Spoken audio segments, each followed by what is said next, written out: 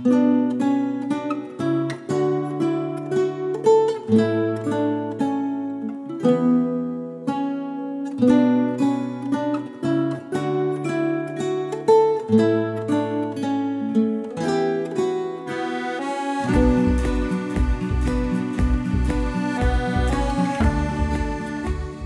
всім привіт! З вами Encrypted і ми в Парижі. Ми приїхали на конференцію THCC, повна назва Ethereum Community Conference, і ця конференція в Парижі проходить вже в шосте. А тут збираються розробники, інвестори і просто активні учасники ком'юніті для того, щоб обговорити останні новини та плани на подальший розвиток екосистеми Ethereum. А я зараз сиджу саме на сходах біля будівлі, де все це відбувається.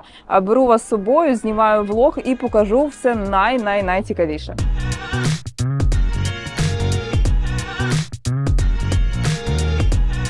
Ми вже отримали свої браслети. Тут, до речі, не так, як на більшості конференціях. Тут немає бейджів, на яких була б інформація там про ваше ім'я, посаду, компанію, в якій ви працюєте. Тут видають тільки ось такі от браслети. І нас, звичайно, з поміткою медіа. Я вас беру з собою, покажу, як тут все відбувається. Людей насправді дуже багато. Все розбито на дві будівлі. Building M і Building B. Тут ми зараз і знаходимося. Дуже гарне таке історичне місце. Багато людей просто отак от сидять, відпочивають. Там також є такий майданчик.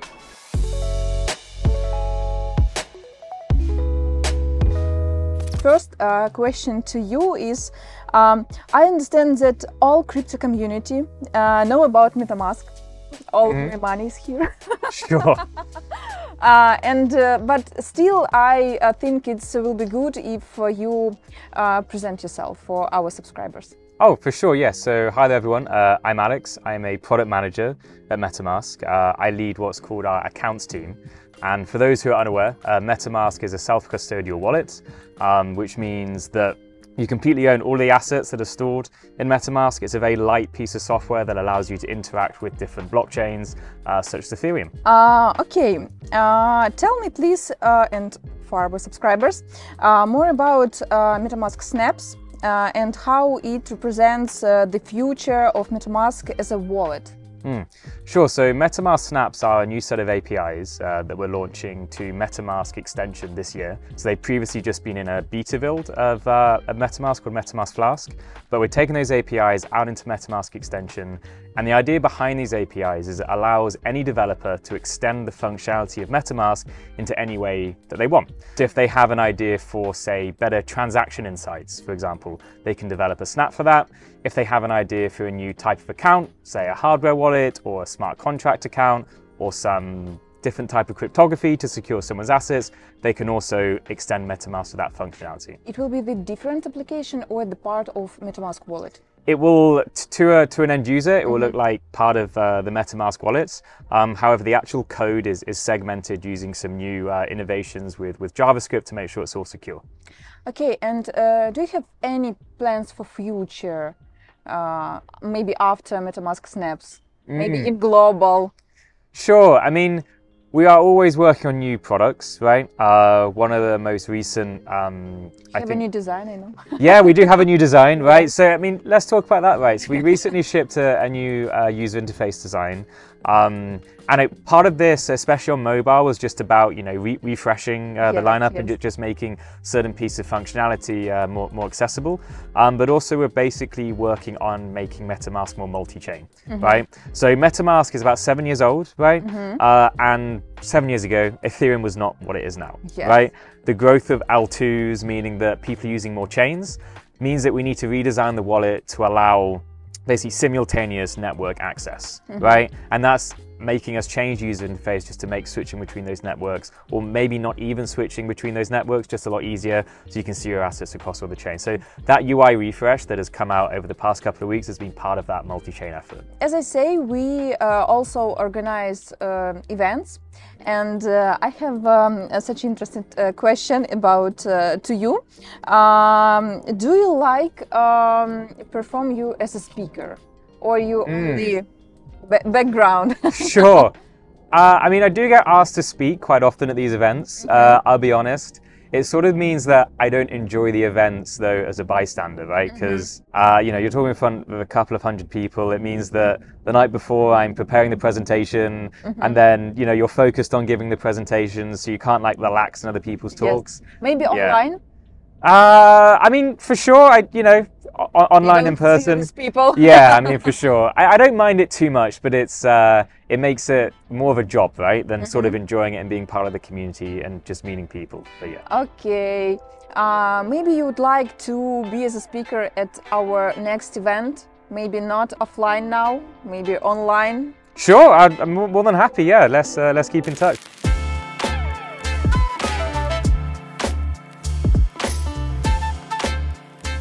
Всім привіт! Мене звати Аня, я комунікаційний менеджер Encrypted. І сьогодні я в Парижі на ATHCC для того, щоб показати вам, чим годують учасників на конференції. Ходімо зі мною. Значить, почнемо з напоїв.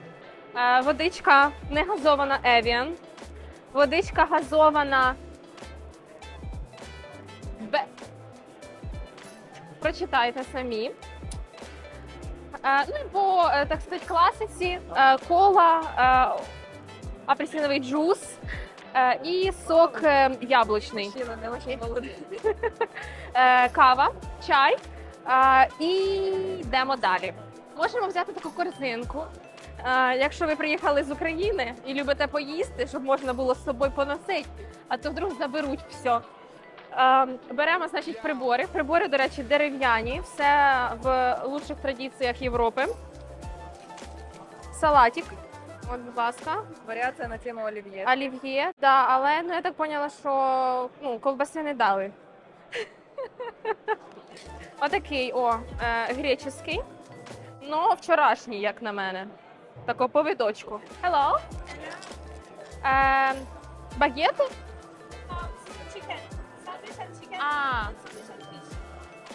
Значить, сендвіч з курки і є сендвіч з фіш. Звісно, ми беремо обидва. Chicken and fish? Yes. Окей. Отаку легесеньку торбочку нашу складаємо. О. І це з риби. Кексики шоколадні. Ось дивіться, бачите, що навіть шоколад кусочками тако. На вулиці у нас типу open air, де ми можемо знову взяти їжі і посидіти, поспілкуватися на різні теми. Тут ми можемо поїсти поке. В нас є рис, рибка, ананасики.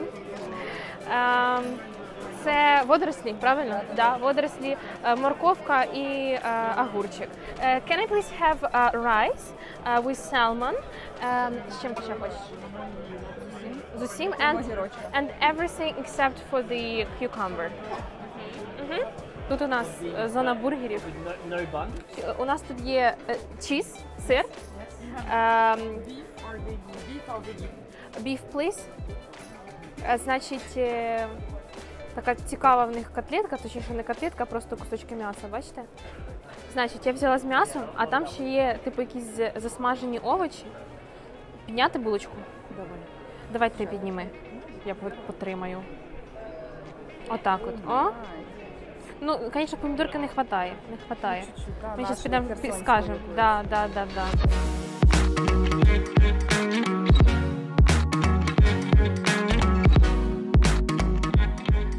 Me, my name is Declan, I'm the product lead for Linea. So Linea is a new ZK EVM rollup by Consensus. What that means is we're basically scaling blockchains. We're actually moving execution to a scaling solution outside of Ethereum, outside of layer 1. And we're able to do that with a developer experience which is the same as Ethereum. So this is amazing because as a developer, you don't need to learn like a new programming language, you don't need to learn a whole new set of tools, you can just use MetaMask and Infura and do exactly as you would do on Ethereum but get really cheap transaction costs. Oh, it's cool. Tell us please more about the launch of Linea's mainnet and the layer 2 landscape in general. Yeah, so I guess taking a step back, we actually started on this project back in 2019, a long time ago, 4 years. Yes. It was a project in R&D, research and design. The same team that actually helped to deliver the merge by Ethereum is the same team that worked on this. So they were actually looking at scaling solutions. They said, you know, zero knowledge, this is the future, this is what we need to focus on. We also need to maintain the network effects from the EVM, from Ethereum. Let's not like build a new ecosystem, let's continue it. So we kind of set off on that path then, 2019, and really just worked like in stealth almost to like perfect the technology. It wasn't until January the 9th this year that we actually launched a first testnet. It was a private testnet, it was sort of closed off to some early testers. We had amazing feedback, it was awesome. Everyone really liked the design, they really liked the developer experience. And then in March the 28th, we actually then opened up to the public. So it's only been sort of 3 or 4 months since then to get from opening up a public testnet to launching our mainnet this week. So it's been a really exciting journey. Yeah, well, opening up, we basically launched our sort of Genesis block last week, allowed some partners to onboard because we need to give them the space to sort of bring their dApps without a bunch of people rushing in at the same time. And then we opened the floodgates up yesterday. So that's when we had a bunch of people. As of today, thank you, yeah. I mean, I looked earlier, we've already had $8 million US bridged as of today in 24 hours, which is amazing. The confidence, cool. yeah. Yes, so yes. that's really exciting. It's a big deal. Yeah. In terms of, you mentioned about the different scaling solutions out there, I guess like how are we different? Because there are other systems.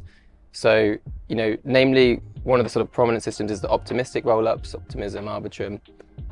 The difference there with what we've done is with an optimistic rollup, you're relying on crypto economic guarantees for your security and trust. Whereas for a ZK rollup or validity rollup like Linea, you're relying on cryptographic guarantees. So you're relying on maths and cryptography, not like third parties and validators. And if you're going to put your money and your activity on a chain, you want to have much better security. So that's really exciting. I think it's it took a long time to get here, but it's worthwhile. It's the future. So yeah, we're just, really excited now that we've had the launch. The excitement this week from our partners in the ecosystem has been amazing to see. Everyone is really excited. Do you have any future plans, maybe for 5 years, 10 years? Maybe you can say it. Not that far out because the space moves so quickly. Like, yes, honestly, 5 years ago we were just about realizing that Ethereum couldn't scale, and here we are. We do have some plans for the future. We launched, as part of our sort of mainnet announcement, we provided a decentralization and trust minimization roadmap. It's quite a long sentence, but what it means is, we're here today, but we're at alpha. So we purposefully gave the system this name because there's stages that we need to work through to get to where we want to be. As of today, we are still somewhat centralized. We want to decentralize those pieces over time. We want to make sure that users can actually withdraw their funds from the rollup if they so choose via the L1. So this is the sort of value proposition of rollups. We want to make sure that's enforced. We also have, as part of our roadmap, what we call the multi-prover. So this is something that's really exciting and quite unique to Linea, or not unique to Linea, but something that we're really, wanting to drive forward and get more teams involved with. And basically, with the multi-prover, each transaction, each batch on Linea or Layer 2 gets proven by multiple ZK EVMs or multiple implementations of the prover. And what that means is that as long as you have, let's say, a consensus on the Layer 1 that says, okay, 2 of them are valid and 1 isn't, then if there's a bug, you're still good. It's not like a catastrophic error because you have this sort of diversity. And it's the same diversity we have on Ethereum. There's like many execution clients. So we're applying the same principles to Layer 2. We're really keen to push that through and work with partners. So we believe that success of other ZK VMs directly helps the success of Linea. Thank you so much. Nice to meet you. Nice to meet you.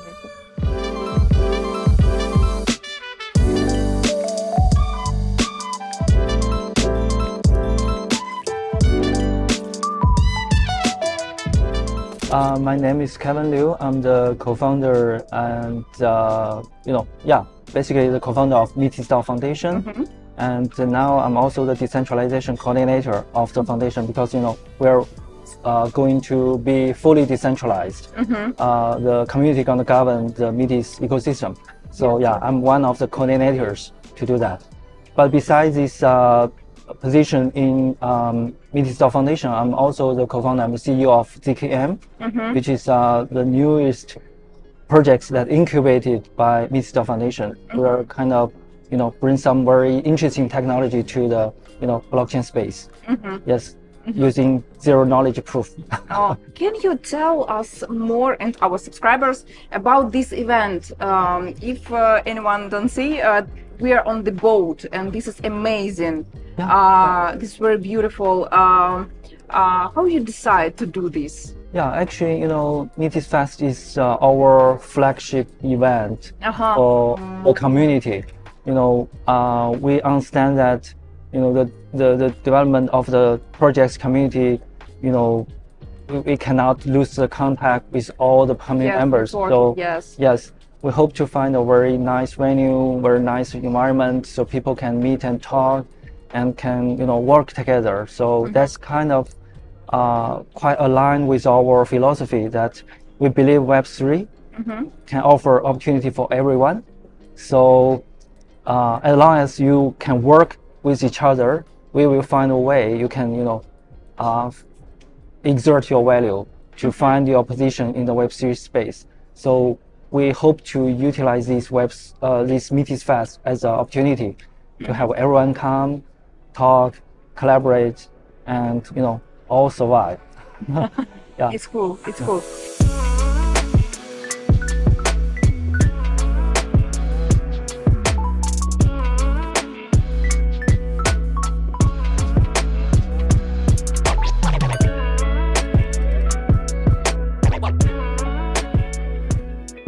So, Dina, if you had 2 minutes to introduce your project to the audience, what would you tell? All right, if you don't have technical knowledge, what I would say is that Beamer is a bridge that allows you to transfer your funds basically safely and super fast between Ethereum L1 and all the rollups. So currently, we have rollups like Arbitrum, Optimism, Polygon ZK EVM. We're working on integrating with Base and with Scroll as well. So basically, we want to connect all of the L2 space and kind of link it back also to Ethereum. That's how it works. And what's super interesting about Beamer is that it's super fast. So within an average of 20 seconds, you have your funds from A to B. And it's also very safe. So users will not lose their funds or unless they do something wrong. But on a protocol level, it's very safe. It has the same trust assumptions as Ethereum L1, so the same security as Ethereum L1. And basically, we don't rely on liquidity pools, so we won't see hacks like we've seen in the past with other bridges. That wouldn't happen, and users are guaranteed to get their funds whatever happens in the fastest way possible. And then, all of the risks basically are on the liquidity provision side, so the users are safe. Perfect. Thank you so much.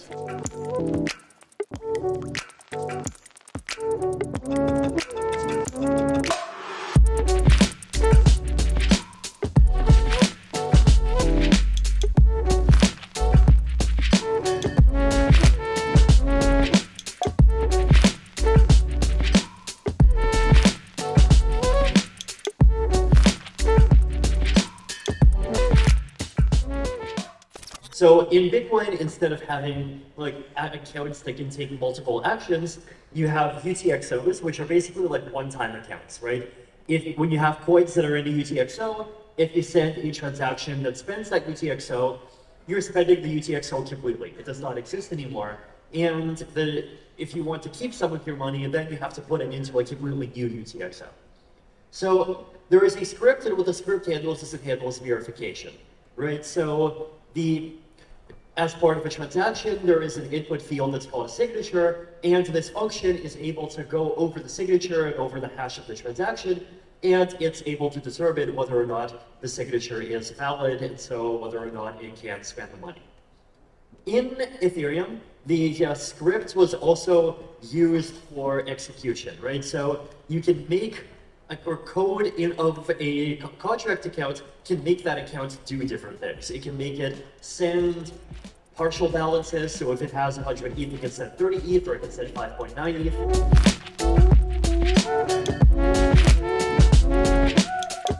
Okay, so I would start with the focus of iExec, so the company, the project is called iExec.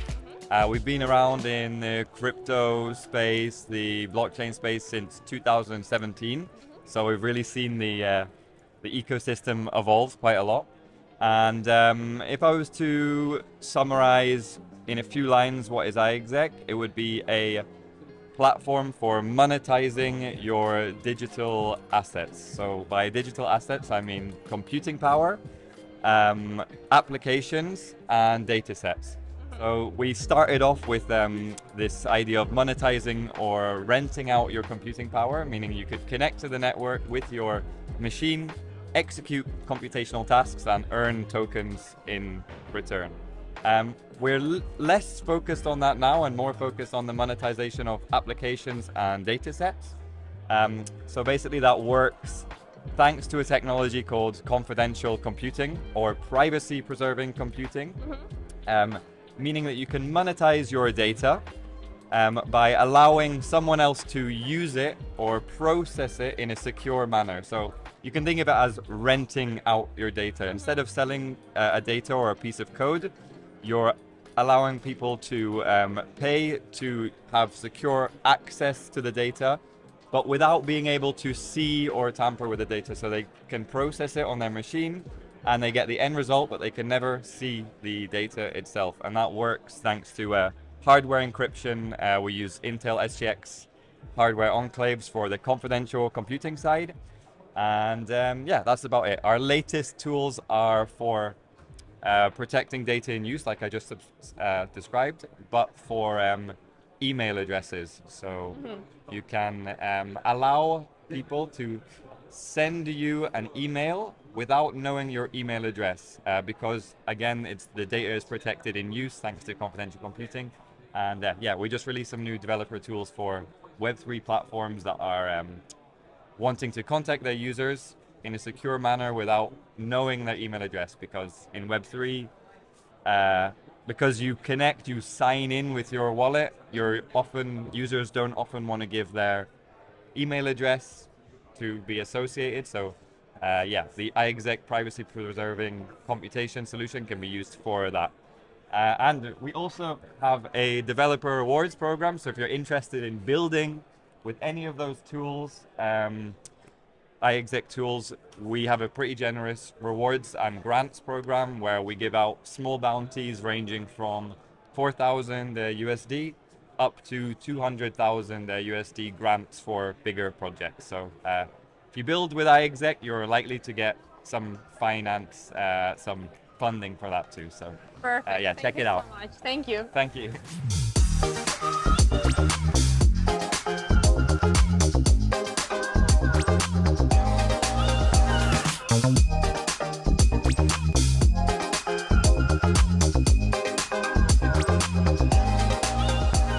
Yeah, my name is Nikita. I'm the founder of Solus. We started out as a DeFi insurance protocol, now moving more towards derivative financial products. And I started out in crypto from mining back in 2017, and then slowly moved toward developing applications on top of the blockchains. Okay, and we know that you is a speaker at this conference, and what are your speech about?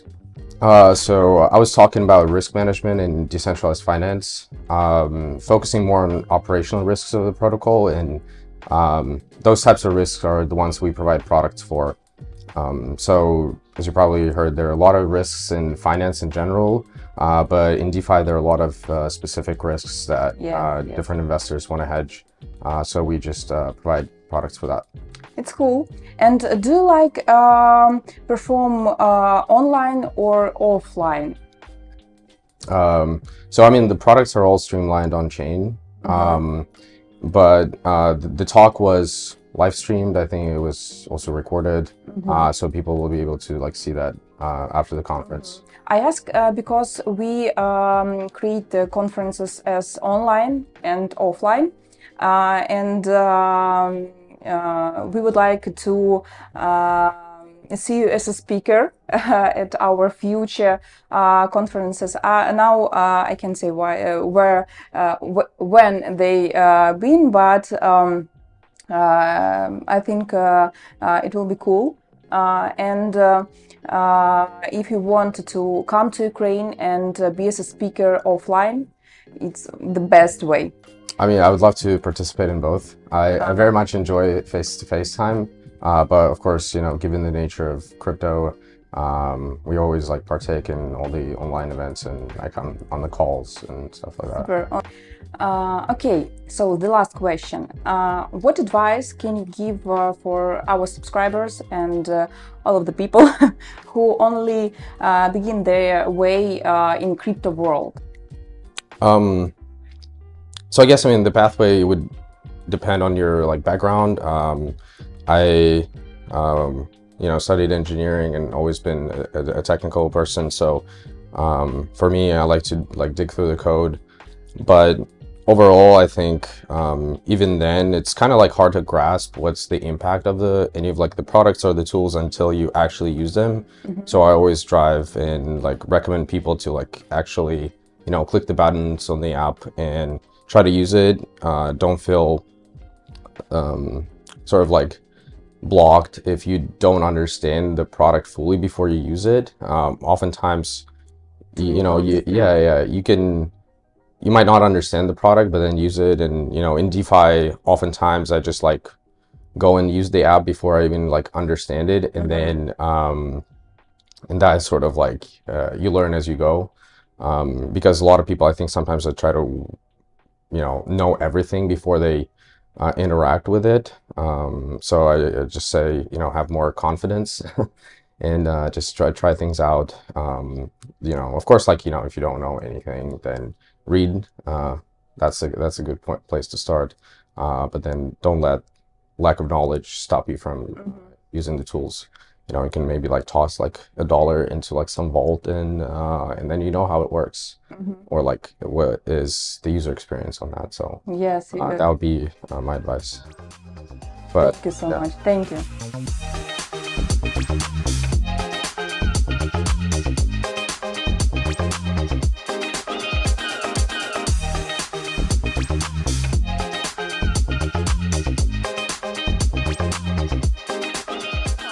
Had 2 minutes to introduce your project to our audience, what will you tell? So I would tell that Anoma is intent-centric architecture, and it gives us the possibility in the blockchain space to decentralize some components that are today very centralized, like NFT marketplaces or sequencer for rollups. These things are today extremely centralized, and with our novel intent-centric point of view, we could finally write a decentralized application also for this process that are involve more matchmaking and coordination between users. And yeah, and we are we're also super interested in privacy, which is our main focus, and we want to basically the end game of Anoma is to match privacy with coordination. And our first step towards privacy is the Namada chain, which is about to be shipped. Should be September. And the Namada chain is a privacy chain with shielded transaction and IBC compatible with an Ethereum bridge and multi-asset shielded pool that can be used to in and out funds, hiding your address, hiding the amount of what you put in, and also the type of asset that you put in the shielded pool. So we envision a future that is intent-centric and coordination-based, and also, of course, privacy first.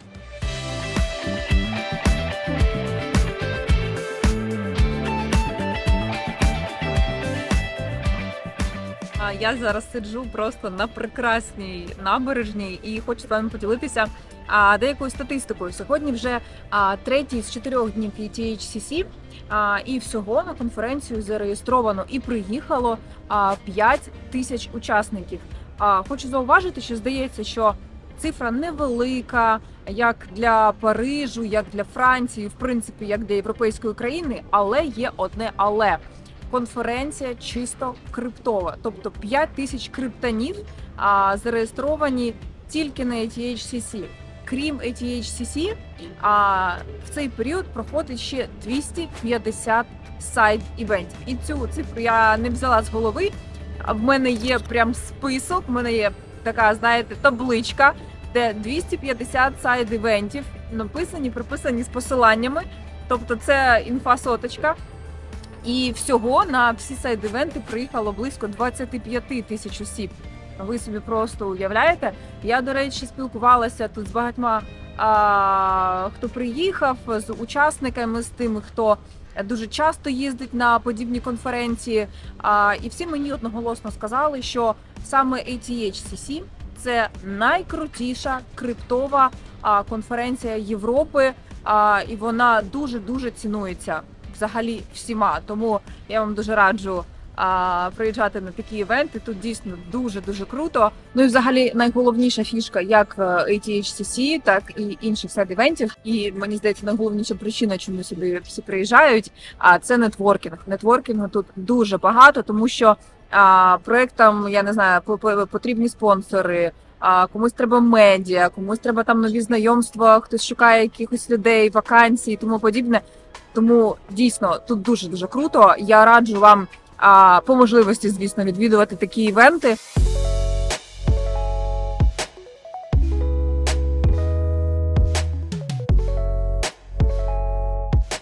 Let's start, I think, from the very beginning.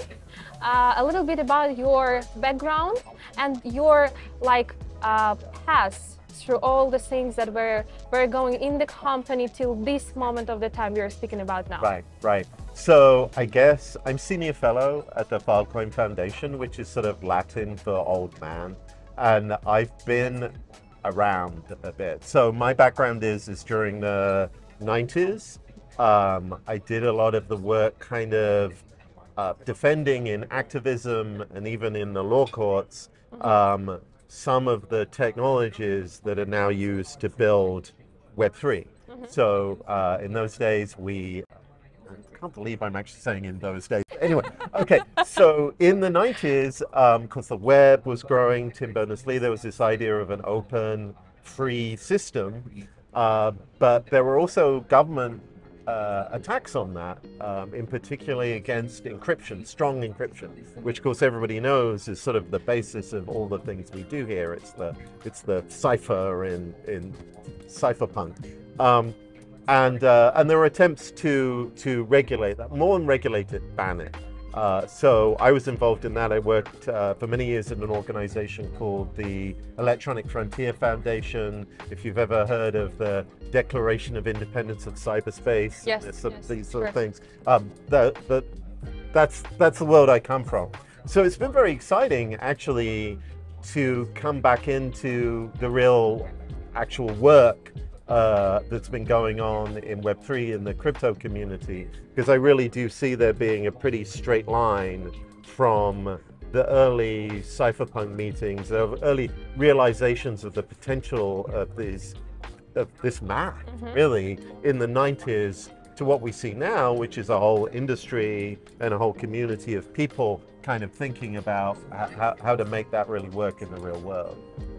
So, thinking back about the day you've decided to become a part of Filecoin, what was the point and what was the value that you saw that got you know, to this thought that, okay, I'm running with them? Well, it was a slow romance. I originally got involved because of the interplanetary file system.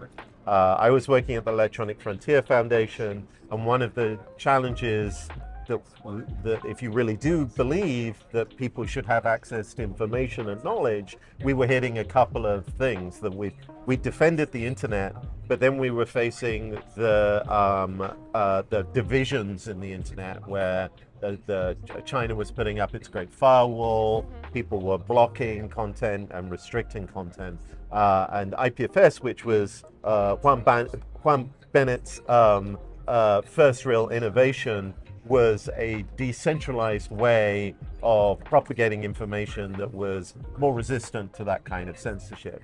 And then talking to him then and realizing that he had a much bigger vision of this, because of course the other thing that I feel very strongly is we started out with a lot of these very utopian, in a way, visions of how the internet would work, and then we watched as it re-centralized, right, into these big handful of companies. Is okay, you can build a decentralized system, you could build even a decentralized a cryptocurrency, but how do you keep it decentralized, and how do you keep it from gumming up into being just, you know, everything running on Amazon still?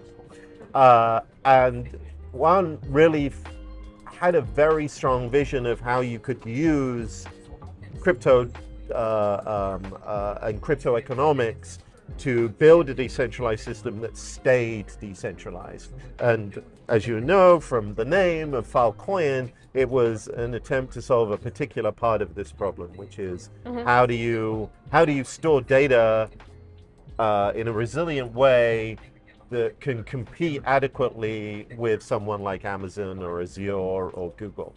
And that continues to be what we're trying to do now. And this is where I sort of joined, because the idea of winning this time, the idea of, like, as Brewster Kahle, who one of the things we support, the Internet Archive, says, of locking the web open this time.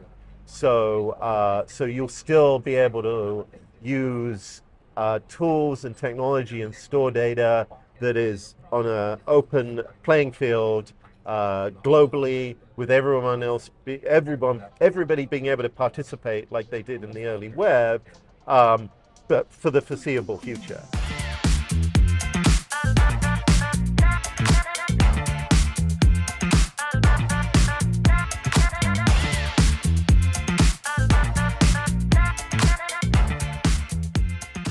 So very nice weather in Paris, don't you think so? Yeah, it's amazing weather in Paris. Yeah. I was expecting it to be unbearably hot, and it's absolutely beautiful. So how do you assess the level of this year's ATHCC in Paris? I think people are really optimistic. There's a lot of joy here today. I think people are very happy to come together and see each other for a long time. It's just a real buzz and energy. So it's, yeah, it's really, really nice to see. So many smiling faces, people that are building amazing things despite this bear market. So as I have already told you, we are the Cryptomedia from Ukraine. We have the biggest audience in the Eastern Europe. Amazing. And I guess that we can take like first 2 minutes for you to present your project more to our audience and then move to the question. My name is Ben. I'm with Credo Network. And Credo Network is effectively a way for teams to kind of manage their own crypto assets. And their crypto assets can be anything from Bitcoin to Ethereum assets to assets on Solana. And we've recently been selected by SWI as their first and only institutional wallet. So it's an incredible time for the space, and we're just really fortunate that we're in the right time at the right place. Perfect.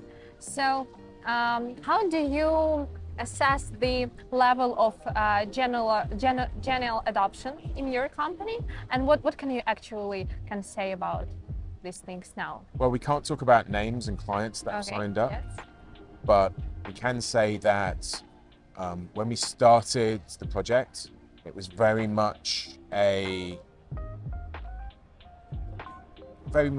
innovators market.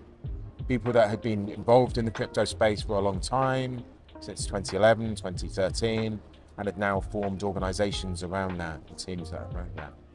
What we've seen in the last 6 to 12 months is traditional companies. The companies and the brands that we all know and recognize in the world today come and engage and start to engage in crypto.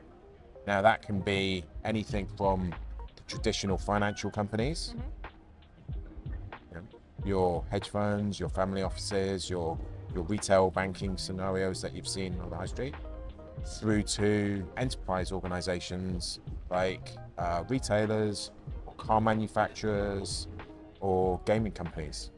And the whole spectrum of commerce is coming into crypto, and they're coming very, very fast now. We've also been talking like several minutes ago about the importance of governance. Absolutely. Can you please share also some details with our audience about that? So one of the reasons that we've founded Credo within the crypto space is because the management of private keys is very difficult.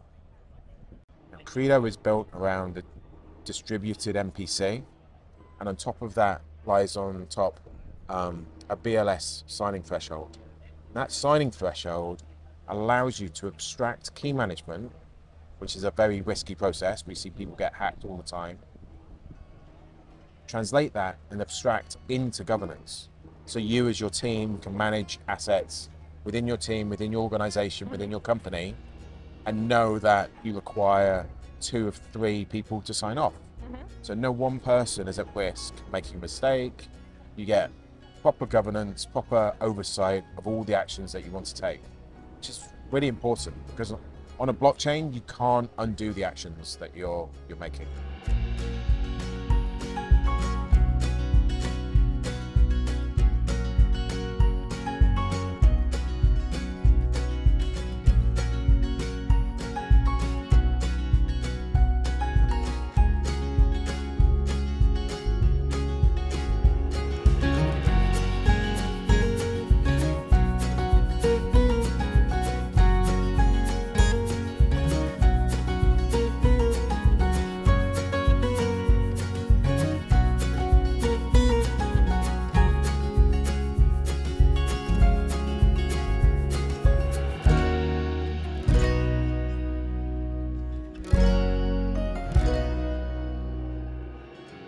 Ну що, друзі, мені здається, що найкращого фону для запису кінцівки цього відео в принципі не існує.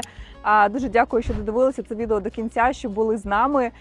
Пишіть в коментарях, що вам сподобалося, що вам не сподобалося. Будемо враховувати весь фідбек. Ну, а з вами були Encrypted. Всім па-па!